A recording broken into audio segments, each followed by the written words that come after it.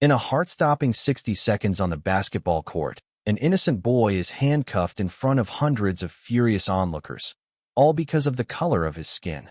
Will a single video be enough to overturn the unjust sentence that has kept him in prison for 5 long years? And what sparked a community uprising so powerful that it forced the justice system to kneel and apologize? Jackson Cole, a 16-year-old black boy, stood firm on the school's basketball court, his eyes fixed on the ball in his hands. It wasn't just a simple shot. It was his dream, his escape from the poverty-stricken neighborhood he lived in, where he and his family resided in dilapidated houses and where opportunities always seemed just out of reach. He didn't just want to be a basketball star. He dreamed of becoming an engineer, someone who would change the lives of himself and his family. He could feel the gentle breeze on his face, the music blasting from the school's outdoor speakers, and the lively footsteps of his friends gathered around, cheering for his hopeful shots. Every time the ball touched the rim, Jackson felt the power of his dream, like he was inching closer to the bright future he had imagined. The joyful laughter of his friends created a warm atmosphere, but it was fleeting.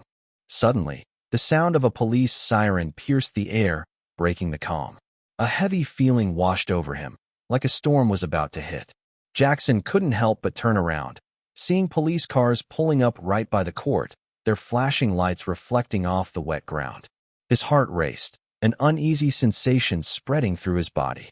His friends exchanged worried glances, some even rushed off, but Jackson couldn't move. He stood there, feeling as if everything around him was turning against him.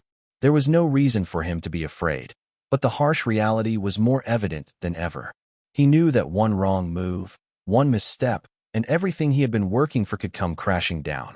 As the sirens grew louder, Jackson couldn't help but recall the stories his mother had told him about life in their neighborhood. The police had always been a part of those stories, but he never thought he would have to face them. The people in this neighborhood, those abandoned by society, were always seen through the lens of prejudice, and sometimes there was no other reason to be targeted than the color of their skin. Though Jackson hadn't done anything wrong, he couldn't shake the feeling of helplessness swelling inside him. Then, a police car stopped near the school gate, and 3 officers stepped out. One of them, a tall man with a cold, piercing gaze, locked eyes with Jackson. He couldn't understand why he was being singled out, but the officer's eyes made him feel like prey. The scene before him felt just like something he had seen on television, where black people like him were often subjected to unfair treatment. And then the officers started walking towards him. Jackson didn't know what to do. Fear surged within him, but he stood still, unable to run. The tension in the air became more suffocating than ever, and all Jackson could do was stand there, praying that he wouldn't be the next victim of a system that controlled the lives of people like him. Before Jackson could comprehend what was happening, the 3 officers charged at him like shadowy figures, giving him no chance to explain himself. In an instant, a strong arm gripped him, and he was violently shoved to the ground, his face slamming against the cold concrete surface. The noise echoed, not only shaking the surroundings, but also inflicting a pain that was not just physical, but emotional. Sweat dotted his forehead as he looked up to see his friends frozen in shock, their eyes filled with confusion and fear, witnessing the scene but not knowing how to help. An older officer stood over him, his cold gaze sharp and his lips twisted into a mocking smirk. "You're under arrest for armed robbery." The baseless accusation struck like a hammer to Jackson's mind. He couldn't believe his ears, couldn't understand why this was happening. He screamed in desperation, his voice echoing in the air like a cry for help from someone abandoned.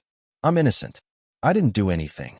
But his words seemed to be nothing more than a whisper in the wind to the officers, who were resolute in carrying out their duty. Jackson's heart felt like it was about to shatter as the overwhelming feeling of helplessness and despair consumed his entire body. He couldn't understand why this was happening to him. He was just a boy dreaming of a better future, playing basketball with his friends. Yet here he was, being treated like a criminal, handcuffed without mercy. The mocking laughter, the hostile glares, it was all so new and brutal to him. As he looked up, his mother, Maria, rushed forward like a gust of wind, but before she could get close, another officer blocked her. Her body shook with anger, her eyes blurred with tears, yet she could not break through the wall of injustice that the legal system had built. Maria shouted, her voice ringing through the schoolyard, full of fury. "Jackson, my son didn't do anything. They're arresting him wrongfully." But all she received in return was a cold stare and a stern warning. "Step back now, or you'll be arrested." The sounds of the crowd seemed to fade away. All Jackson could hear was the thudding of his own heartbeat in his chest, feeling as though he was being swallowed by a world of injustice. Everything around him grew hazy, leaving only a fear so intense it was indescribable. He couldn't understand why this was happening to him. He was just a child dreaming of living a different life, not a criminal.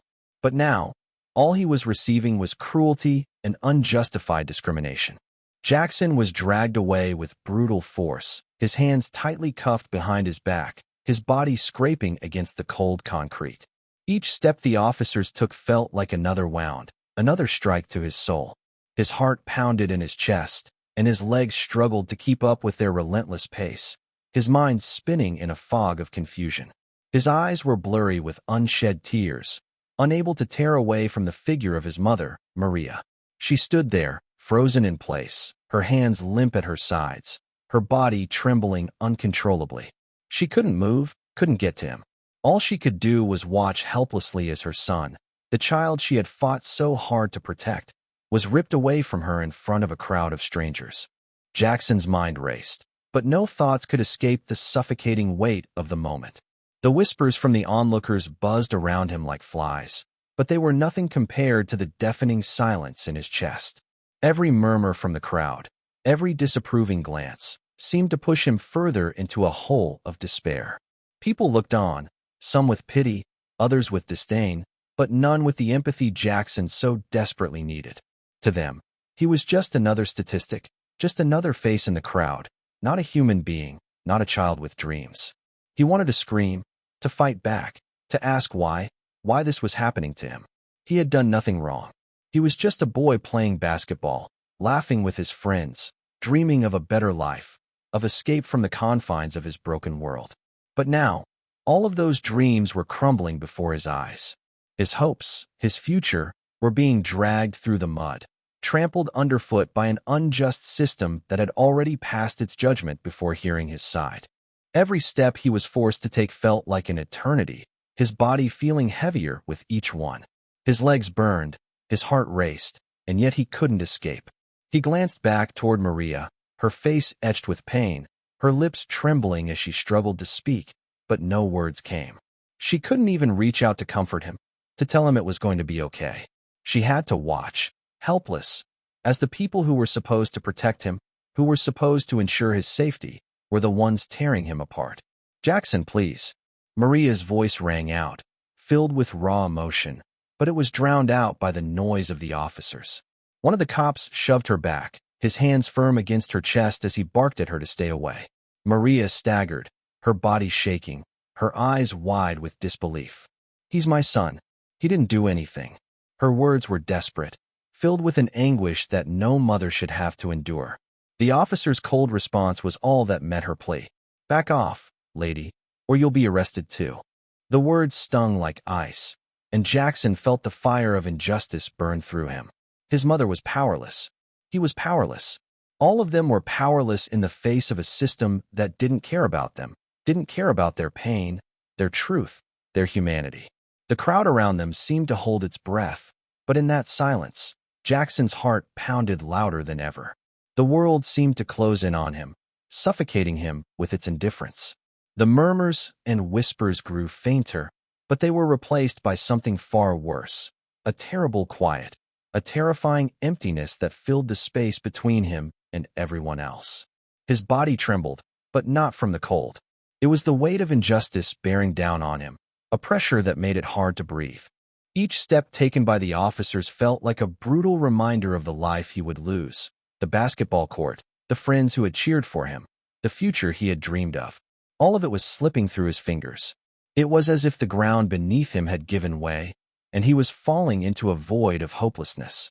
Jackson was just a boy who dreamed of a future where he could escape the violence and poverty that had plagued his neighborhood. But none of that mattered now. In the eyes of the law, in the eyes of the world, he was nothing more than a criminal, a threat, someone to be silenced. His skin was his crime, and for that, There would be no mercy. He looked around one last time, his tear-filled eyes searching for a familiar face, someone who could say it wasn't true. But all he saw were judgmental stares and cold expressions. In the face of it all, Jackson realized something. He was utterly alone. The silence that enveloped him was deafening. It wasn't just the silence of the crowd. It was the silence of a society that had already decided who he was before he even had a chance to speak. His future, his dreams, his innocence, taken in a single horrifying moment. As he was dragged further away from his mother, further away from everything he had ever known, Jackson could feel his entire world shattering. The boy who had hoped for a better life, the child who had dreamed of change, now found himself trapped in a nightmare of injustice, a nightmare that no one seemed to care enough to end. Maya Sharma, a passionate young lawyer, stepped into the courtroom with an unwavering resolve. Her gaze met Jackson's, who sat silently in his jail cell, his eyes filled with anxiety and despair. Maya knew she was his only hope, and that weight on her shoulders was anything but light. At just 28 years old, Maya had fought in numerous cases, but this was the first time she was up against a legal system riddled with racial bias and injustice. Despite that, she couldn't back down. She couldn't allow an innocent child to have his life taken from him just because of the color of his skin. Inside the courtroom, the atmosphere was suffocating. Every breath felt heavy with tension. The room fell into a deafening silence as all eyes turned toward Maya, who rose to deliver her first defense for Jackson. But just the sight of the judge, Arthur Vance, seated at the bench made her stomach churn. His cold, unfeeling demeanor sent a clear message. This was a judge who was not interested in justice, only in seeing a verdict that fit his biased view. The questions he posed to Maya were dismissive, laced with a sense of inevitability, as if he had already decided that Jackson would be the one to bear the blame for a crime he never committed. The prosecutor, sitting across from her, wore a face like stone, his eyes dark and emotionless, as if he had already made up his mind.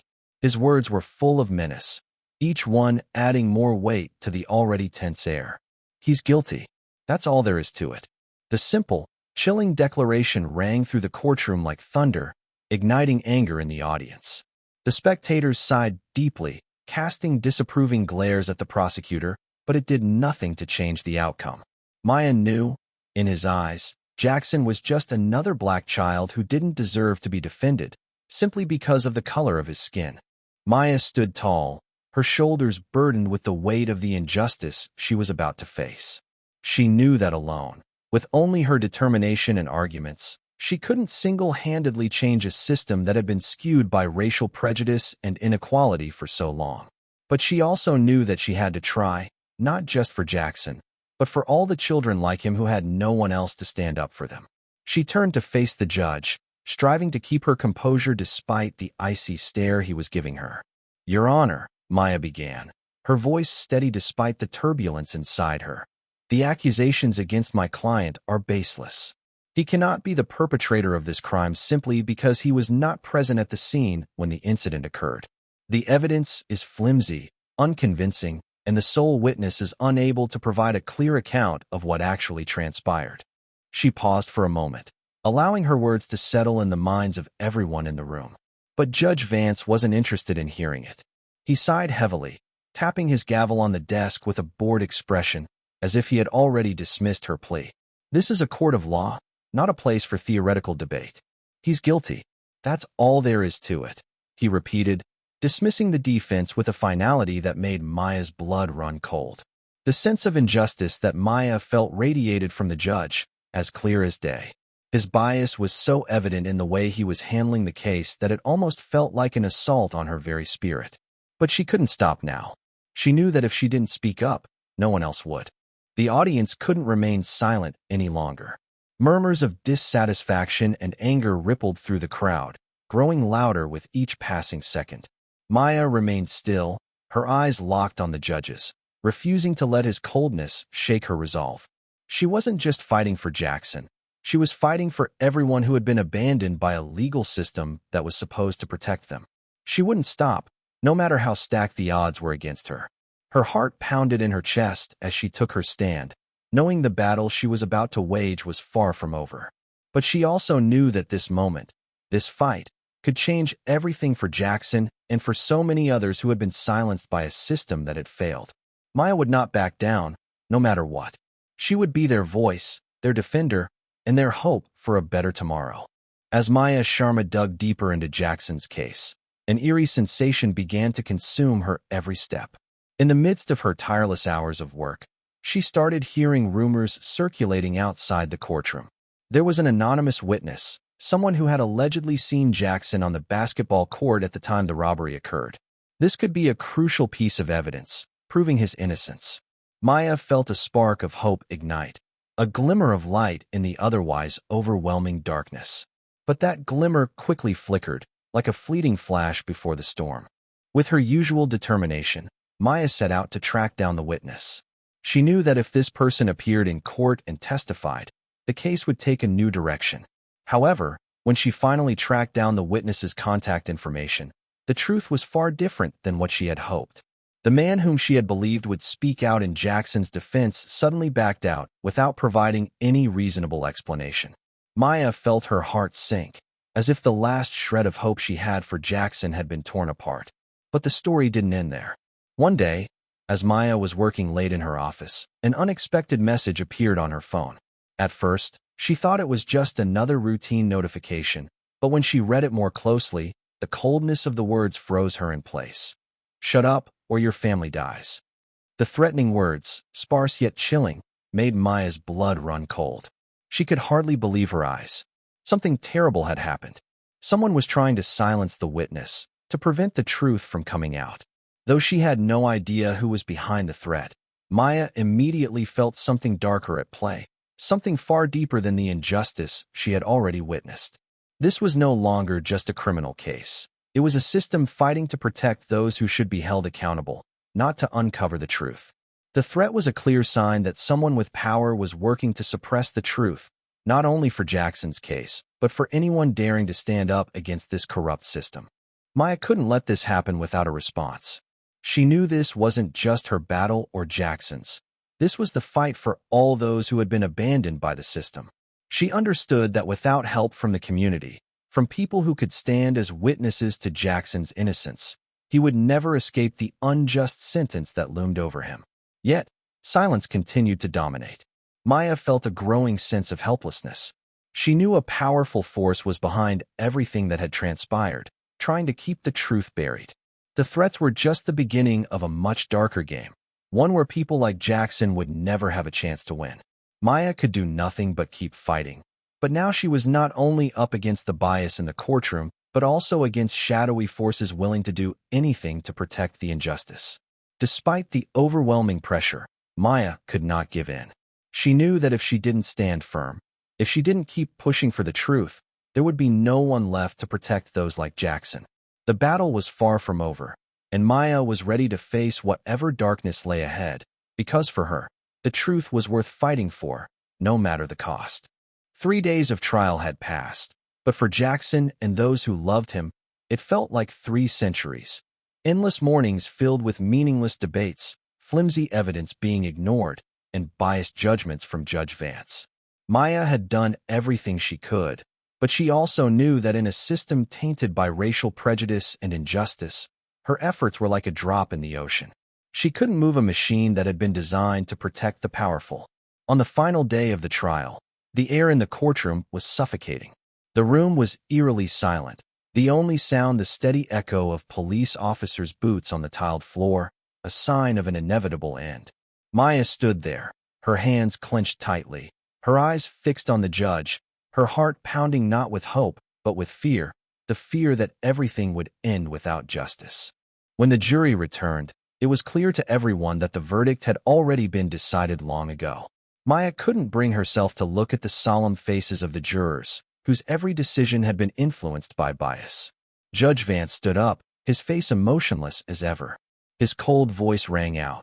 "The court finds Jackson Cole, defendant in the armed robbery case, is sentenced to 5 years in prison."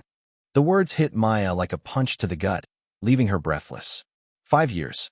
5 years behind bars for a crime Jackson never committed. It felt as though everything was shattering right before her eyes. Maya looked at Jackson, sitting motionless beside her, his eyes filled with hopelessness.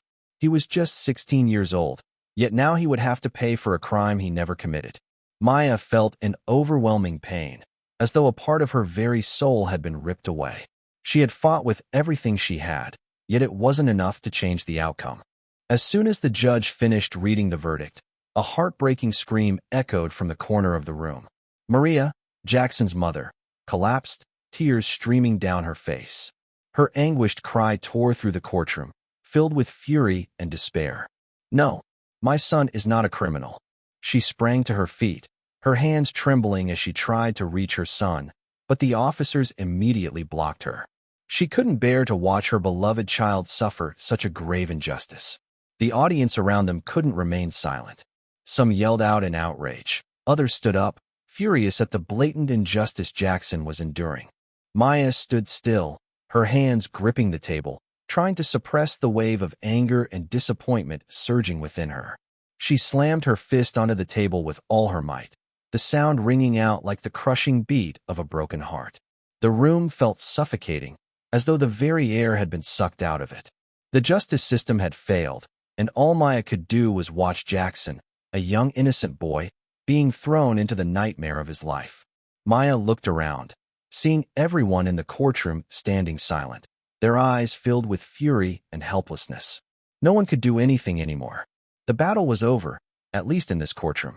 But deep inside Maya, the fire never died. She knew that the fight would continue, even though the doors to justice had been slammed shut. Jackson was thrust into the prison like an animal shoved into a cage. He was unprepared for life behind bars, never once imagining that a day would come when he'd face the brutal reality of a place where cruelty was the only law. On his first day in prison, the suffocating atmosphere overwhelmed him. The gray brick walls, the constant noise, and the dim, flickering light from the overhead bulb made everything feel bleak and cold. Every step he took echoed through the hall, each footfall dragging him further into the abyss of despair. As he entered the holding area, Jackson realized he was just a child in a world full of danger. The other inmates, towering men with eyes full of hatred, looked at him like prey, weak and vulnerable. They sneered, glared from afar, and a few began to approach, their eyes filled with challenge. Some even slapped the wall, as if they were waiting for him to make a move. Jackson couldn't escape the insults, the contemptuous glares. "You're just a little punk," one older inmate sneered, mocking him when he saw Jackson's confused and frightened expression. Jackson tried to keep calm, but deep inside, a terrifying fear consumed him. Everything was too new, too frightening. He didn't belong here. He hadn't done anything wrong, but now he had to face the wrath of people he didn't even know. He couldn't understand why he was being thrown into this place, but he knew that the only thing he could do now was survive. "I didn't do anything," his desperate cry echoed through the silence, but no one heard him. The mocking laughter and the looks of disdain only made him feel more isolated than ever. The inmates exchanged glances, laughing loudly, unconcerned with his innocence. What they cared about was his weakness, the vulnerability they could exploit. Jackson stepped into his cell, a tiny, suffocating space he would have to share with strangers.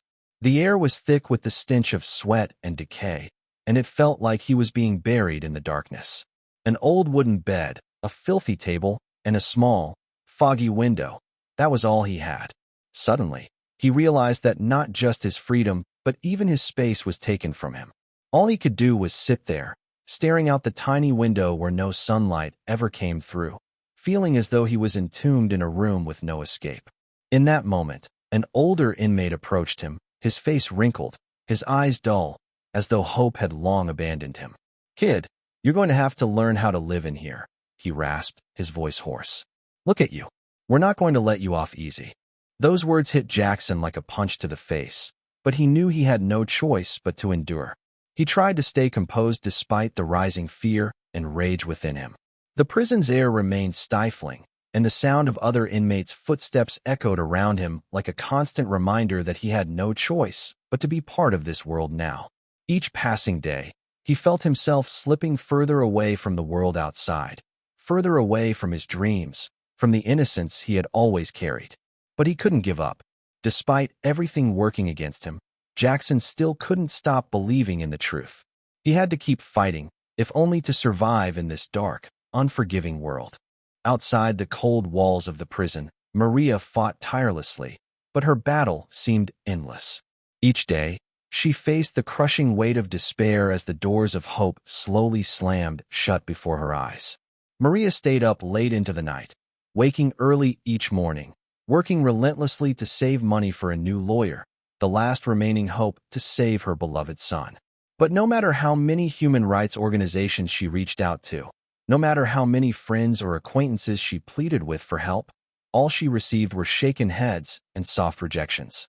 The system, it seemed, was too entrenched, too powerful, and ready to crush any effort to seek justice.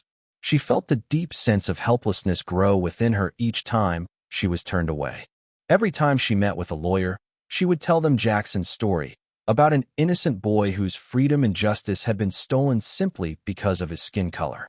But with each telling, she heard empty promises, gentle rejections, and she knew no one was truly willing to stand up against a system that had deliberately silenced the truth.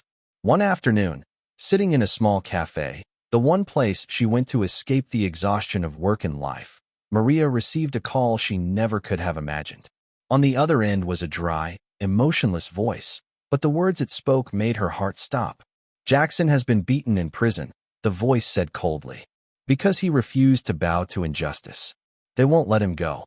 Maria gasped for breath. The world around her seemed to fade into darkness, a shadow swallowing up the last of her hope. The fury that surged within her felt like a storm, sweeping away every shred of calm that Maria had left. She could no longer contain it. Tears streamed down her face, but they were not tears of grief for a mother losing her child. They were tears of rage. Jackson was an innocent child, yet this system treated him like a criminal.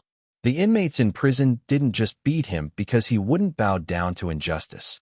They beat him because they knew the truth could destroy them. Just because Jackson had the courage to stand up for the truth, he was paying for it with wounds on his body, wounds that could never heal. Maria couldn't sit still anymore. She burst out of the cafe, oblivious to the curious glances around her. She couldn't let her son suffer alone. She couldn't let this system continue to suffocate the truth. She had to do something, to fight so that Jackson could live, so that her son wouldn't be killed by the injustice of society. Maria's fury, the power of a mother's love, ignited a fire within her. Even though every door seemed closed before her, Maria refused to give up. She couldn't let Jackson suffer in silence, couldn't let her son continue to be beaten just for daring to fight for justice. She had to find a way, no matter the cost. Despite all the obstacles in her path, Maya Sharma refused to give up. She knew that if she didn't continue, Jackson's innocence would be buried within a corrupt legal system. She had received countless threatening phone calls, each one a brutal blow to her courage. A cold, emotionless voice often called late at night, reminding her of the risk she was facing. If you keep going, there will be consequences you can't predict. But Maya didn't step back. She had seen the injustice with her own eyes, and if no one else would stand up, then who would?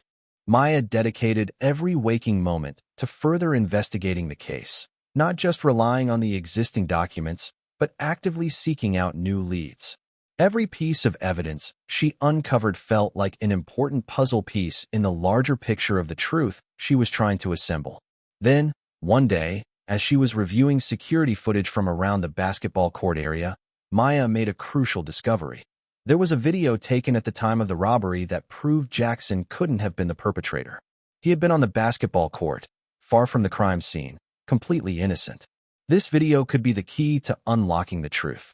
However, when Maya contacted the security agency to request the footage, she was met with an utter shock. "Sorry, that footage has disappeared," the staff member reported, his voice cold and indifferent. Maya felt as though she had been struck down once again. The truth was being distorted and hidden. The feeling of helplessness spread through her, but then a wave of rage erupted from deep within her chest like a fierce fire. She couldn't allow the truth to be concealed forever. Even though the video had disappeared, it was undeniable evidence. If someone in the system had intentionally erased it, they were terrified of the truth. Maya realized that this case wasn't just about one boy. It was a reflection of the corruption, the manipulation of the legal system that Jackson was up against. She couldn't let it continue. With unwavering determination and courage, Maya made the decision to keep searching for the truth, refusing to let anyone in this system stop her. If the video had been destroyed, she would find other leads, expose those behind this cover-up, and ensure that Jackson wouldn't have to pay for a crime he didn't commit. The audience could feel the tension in this story, the anger rising as the truth was buried. But Maya would not give up. She continued the fight for justice for Jackson and for everyone crushed by this system. The shocks, the terrible things she encountered, only made her more determined. Maya wouldn't stop until the truth was revealed, until Jackson was given the freedom he rightfully deserved. While Maya tirelessly searched for the truth, a new character began to emerge in the story, someone who would become a key player in the fight for justice for Jackson. David Chun, an independent investigative journalist, had been following Jackson's case for a long time. He was someone who never stopped seeking the truth, especially when it came to deep and complex issues like racism and injustice within the legal system. What made David so deeply invested in this case? It was Jackson's clear innocence and the system's deliberate attempt to distort the truth in order to protect those in power. David was not your average journalist. He had a strong backbone, willing to face powerful forces and take risks for the truth. With many years of experience investigating complex cases, there had never been one that haunted him like this one. Every time he looked into Jackson's eyes, filled with fear and desperation, David felt a deep need to do something. He had to bring the truth to light, not allowing an innocent child to endure such pain and injustice. When David entered the story, the tension in the air heightened. He went to the local police department, demanding access to the security footage Maya had discovered, footage that could prove Jackson was not the perpetrator of the robbery. But as soon as he stepped into the police office, an immediate sense of unease enveloped the space. The police didn't want him to have any authority to access this crucial material. The older officers, with their cold glares and mocking tones, had no intention of conceding easily. "You don't have the right to ask us for this material," one officer said lightly, tapping the desk as if trying to suppress the growing anger inside him. "You're not part of this investigation." But David wasn't afraid. He stood tall, his gaze unwavering. "That footage is important evidence, and I have the right to see it," he replied calmly, but with immense strength. "There's no reason for it to be hidden. If you have nothing to hide, then why are you afraid to let me see it?" Though the officer's face remained cold, there was a slight tremor in his voice. "None of your business," the officer repeated, but there was a hint of uncertainty in his words. David knew he had touched on something important. The local police were hiding something, and he could feel the pressure from the forces he was up against. The atmosphere in the room grew heavier. Everything seemed to freeze in that tense moment. David didn't break his stare, his eyes intense, refusing to be deceived. "I'm not stopping here," he said coldly. "Justice will be served, no matter how much you try to stop it." With every word David spoke, the tension in the room escalated. The officer, though outwardly tough, seemed to waver for just a moment. David had touched on something significant, and though the police didn't want him to access the truth, he knew that nothing would stop his march forward. The audience could feel the suffocating tension in this confrontation as David, an outsider, was determined to break through the wall of silence and secrecy to bring justice to Jackson. The question now was, would he succeed in his battle, or would the system continue to crush every one of his efforts? As David continued to fight for justice for Jackson, he began to feel the full weight of the danger he was facing. Every step he took was being monitored, every action scrutinized by those in power. One evening, after leaving his office and heading to his car, David discovered his vehicle had been sabotaged. The tires were deflated, the doors were dented, and it was clear that someone had intentionally damaged his means of transportation. David stood frozen, his eyes flashing with both anger and despair. He had known from the beginning that this battle wouldn't be easy, but the brutality of it still hit him like a punch to the face. It didn't stop there.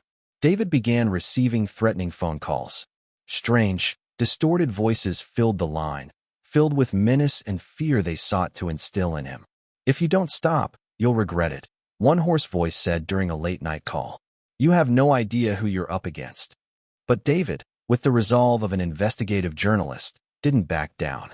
He understood that the more they threatened him, the more he needed to persist. He wouldn't stop until the truth was revealed. Each day, David dedicated all his time to finding evidence, digging into every lead. Slowly, he uncovered something terrifying. The prosecutor in this case had ordered the deletion of the security footage to protect his reputation and uphold a fabricated story he had constructed. The video, the most crucial piece of evidence proving Jackson's innocence, had been wiped clean, as if it had never existed. Rage boiled within David. He couldn't stand the sight of those in power willing to manipulate everything, even the truth, just to protect their own interests. But David didn't stop. He knew that this video, though deleted, couldn't disappear completely. He continued investigating, seeking other avenues to retrieve the truth. After many days of searching and reaching out to those involved, David finally found a critical lead. An employee from the security agency, who had witnessed the entire event, could no longer live with the guilt of what had happened. He helped David obtain a copy of the video that everyone had thought was completely erased. This footage, though tampered with, still contained enough details to prove that Jackson was not the perpetrator. As David held the copy of the video in his hands, a wave of victory surged within him. He knew this was the vital evidence that could overturn the case, that could finally bring the truth to light. But the battle was far from over. He knew that once this video was made public, many powerful forces would fight to keep the truth buried. But David was unafraid. He had made up his mind. He would fight relentlessly to bring justice to Jackson, no matter the danger he faced. The audience could feel the power of David, his persistence and determination in this fight against a corrupt and unjust system. Every step he took was met with threats, yet he remained steadfast, never giving up. And in that pivotal moment, as the truth began to surface, David did what very few could. He gave hope to those like Jackson, those who had no one else to protect them. As David finally held the video in his hands, he felt its weight. Each frame was a steadfast affirmation that Jackson was innocent, a silent cry for justice from a child whose life had been stolen by the system. In the footage, Jackson appeared clearly, playing basketball on the school court at the exact time of the robbery. The boy, not only innocent but dragged into a battle he never wanted, now had irrefutable evidence to prove his innocence. For David, there was a faint glimmer of light in the deep darkness they had both endured. Finally, they had what they needed. This could be the only sliver of hope to overturn the case, and, most importantly, to bring Jackson back to the life he deserved. But that light was merely a flicker in the pitch-black room, and both David and Maya knew that this battle wasn't over. When David handed the video to Maya, neither of them could hide their emotions. Maya looked at David, her eyes filled with gratitude but also full of concern. This was the most crucial piece of evidence in the case, but they both knew that presenting it in court wouldn't be the end of the fight. "We have to be careful," Maya said, her voice heavy with worry. "This system won't give up easily. We've seen what they've done to Jackson, and I don't think they'll stop just because of a video." David nodded, his gaze sharp and unwavering. He knew well that while the video might prove Jackson's innocence, many would do whatever they could to bury the truth. The prosecutor wouldn't easily accept defeat, and Judge Vance would find every possible way to protect the system he was part of. Everything could be manipulated, and both of them understood that this was only a part of the long battle they were up against. As Maya prepared to take the video to court, the room fell silent.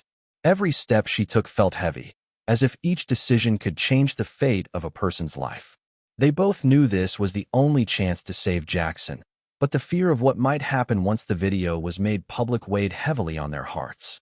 The video wasn't just evidence. It was a call for justice, a call not only for Jackson, but for all those who had and were still suffering from the injustices within the system.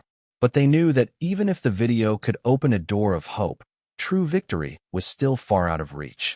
The light it brought was but a small spark, yet it was enough to push both of them forward in this battle. The audience could feel the tension, the anticipation enveloping every moment.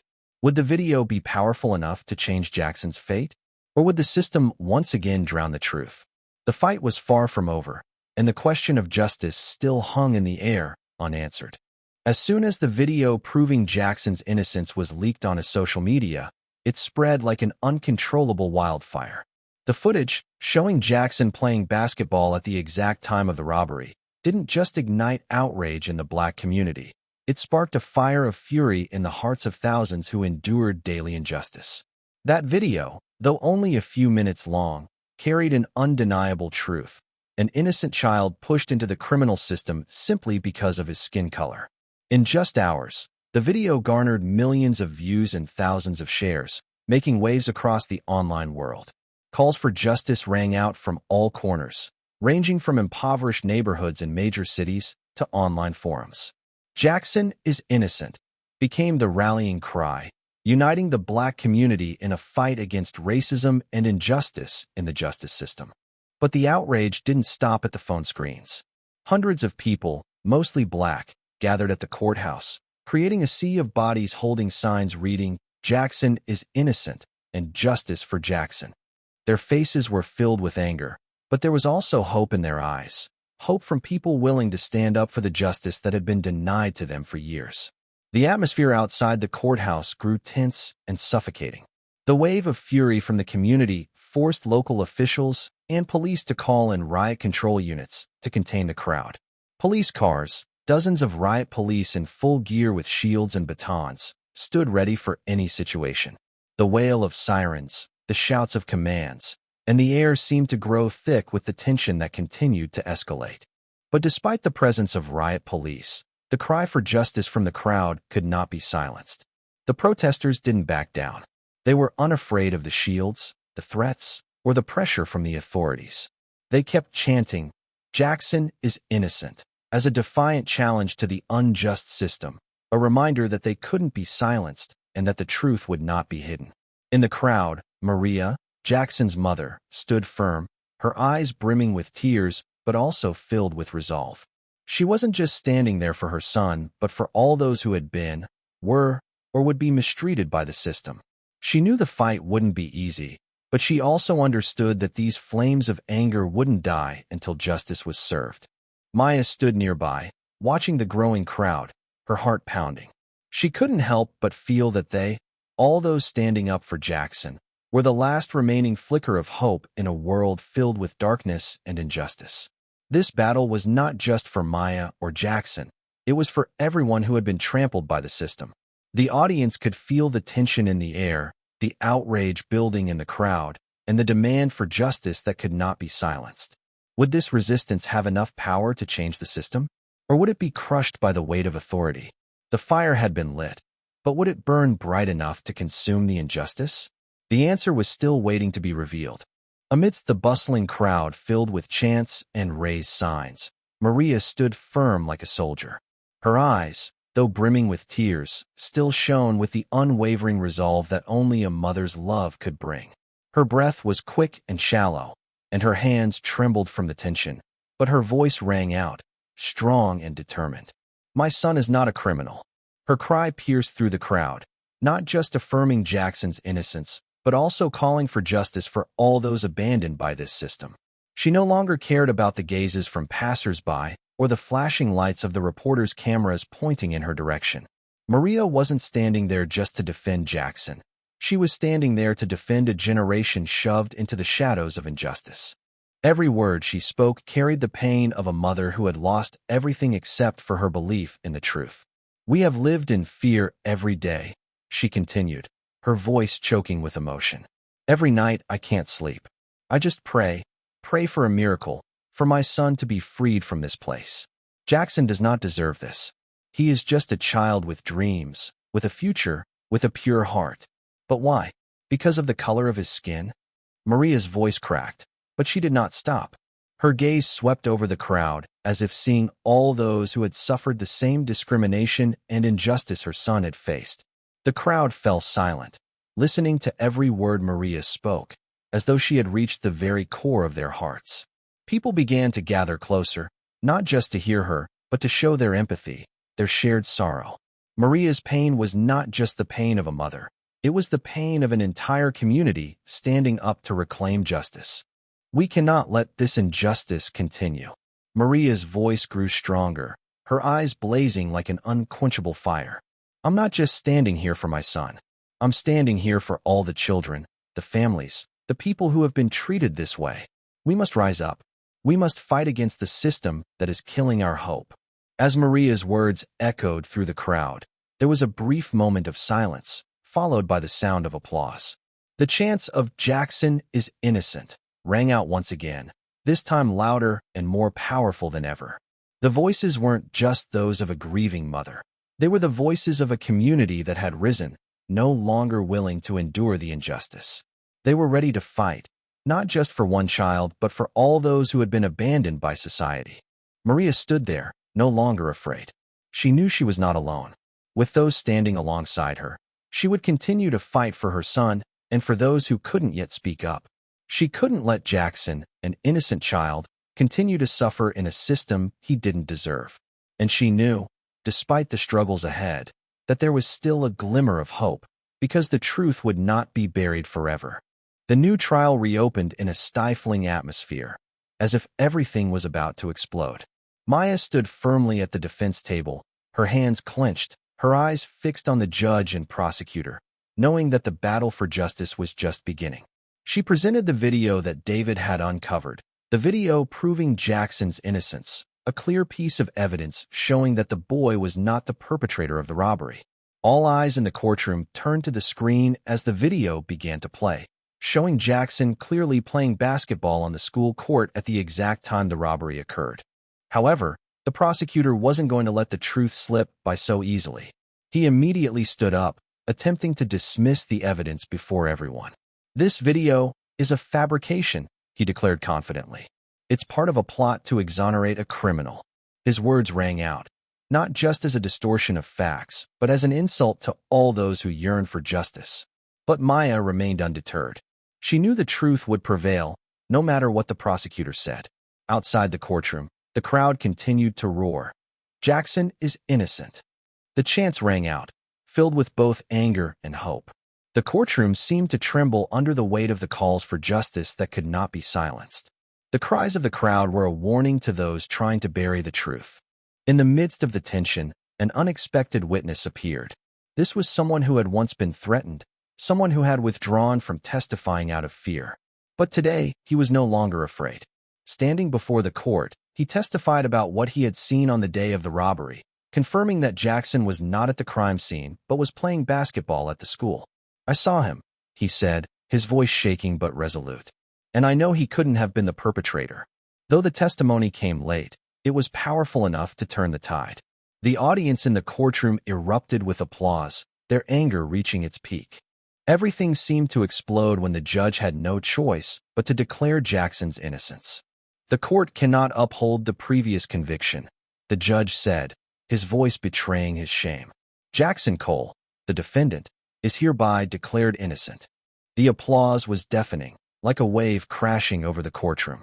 The crowd, both inside and outside, couldn't contain their excitement. They knew this was a victory not only for Jackson, but for all those who had fought for justice. The judge, though trying to hide his embarrassment, could not deny that the truth had finally won. As Jackson walked out of the prison, the taste of freedom was sweeter than he had ever imagined, yet it felt strangely hollow. He had spent 5 years in the cold walls of injustice, and though he was now free, it couldn't erase everything he had lost. He was no longer the boy who had entered the prison. He had grown into a young man carrying deep scars in his heart. Maria, Jackson's mother, stood waiting for him outside the prison gate, her arms wide open. No words could express the emotion she felt as she embraced her beloved son. Tears streamed down her face, but they weren't just tears of joy, they were tears of pain. She had lost so much in the years of waiting, lost faith in a justice system, lost precious time with her son. But in the end, she had gotten back the child she had always believed in and loved. Jackson, in his mother's arms, felt an indescribable emptiness. He knew he had been freed, but that didn't erase what had happened. 5 years of being locked in a prison that wasn't his, wrongfully convicted, and unable to start over. The memories of injustice haunted him every day. He looked at his mother, then at the crowd outside, where the eyes that looked at him weren't filled with pity but with admiration. Yet in those eyes, all he saw was a void. Though freedom had been given back to him, for Jackson, life would never be the same again. The joy mixed with sorrow, the feeling of victory tempered by the irreparable losses. The audience could feel the weight of this moment, the triumph of justice, but also a loss that couldn't be measured. Although Jackson was freed from prison, returning to normal life was not an easy task. He couldn't escape the haunting memories of his time behind bars, sleepless nights, the knocks on his door by the police, and the overwhelming feeling of being trapped in a world where justice seemed like a distant concept. The psychological scars from those years in prison couldn't be easily healed. Jackson struggled to reintegrate into society, where although he was free, the shadow of injustice still lingered in his mind. Public outrage continued to mount. People demanded the punishment of Judge Vance and the prosecutor who had caused immeasurable pain to Jackson. The investigation into his case didn't stop with a single case, but expanded to uncover numerous other wrongful convictions within the justice system. These investigations slowly began to expose the corruption and flaws in the legal system, where countless innocent people had endured oppression and injustice. While justice couldn't fully heal the wounds within Jackson's heart, the changes taking place in society made him feel that his innocence was no longer just a personal story. It was the voice for all those oppressed by this system. After being freed, Jackson and Maria decided not to let their experiences become a meaningless pain. They became activists, standing up to help others who had fallen victim to the unjust justice system. Maria, with the strength of a mother's love, didn't just fight for her son, but for all children and people robbed of their right to life and liberty. She joined organizations advocating and supporting other families affected by systemic injustice. Maya, who had always stood by Jackson throughout the battle, decided to open a nonprofit organization to help those who had been wrongfully convicted and give them a chance for true justice. She knew that justice couldn't just be a personal story. It had to spread. It had to become a movement to help those left behind. David, with his heart full of passion and courage, decided to publish a book that exposed the truth behind Jackson's case. The book wasn't just a record of a specific case. It was an indictment of racial discrimination and manipulation within the legal system. David's book rocked the nation, forcing society to face truths they had previously ignored. Jackson's innocence was no longer just a personal story. It was a spark of inspiration that urged people to rise up and fight for justice. Jackson, Maria, Maya, and David all became warriors for justice, not only fighting to restore freedom for the innocent, but to change a system that had long been ruled by injustice. The story closes with Jackson standing on the basketball court, the place where he had once dreamed of a bright future. But this time, he wasn't standing there as just a child with simple dreams. After 5 years were stolen from him, he had matured and carried within him a greater mission, to fight for justice for himself and for others. Jackson took his first shot after 5 years. The ball left his hands with confidence, no longer filled with fear or worry. When the ball swished through the net, it wasn't just a beautiful shot. It was a symbol of victory. The suffocating air that once surrounded him faded, replaced by hope and belief in a better future. The message resounded. One innocent person trampled upon can make the whole world stand up. The crowd, including many elderly spectators, couldn't contain their emotions. Their tears flowed, but they weren't tears of sadness. They were tears of empathy, pride in seeing someone who had not only won for themselves, but for all those who had, are, or will face injustice. Jackson's story was not just a lesson in innocence, but also a reminder that one individual can change an entire system. And when people stand up for the truth, justice will no longer be a distant dream, but a fire that lights the way for everyone. Thank you so much for joining us on this emotional journey. Your support means the world, and we hope this story has touched your heart as it has ours. If you believe in the power of justice, truth, and the fight for what's right, don't forget to hit that subscribe button. By subscribing to our channel, you become part of a movement that stands up for those who are voiceless, a community that fights for justice no matter the odds. Together, we can make a difference. Stay tuned for more stories that inspire, provoke thought, and spark change. Subscribe now and be a part of this incredible journey towards a better, fairer world. Thank you for watching, and see you in the next video.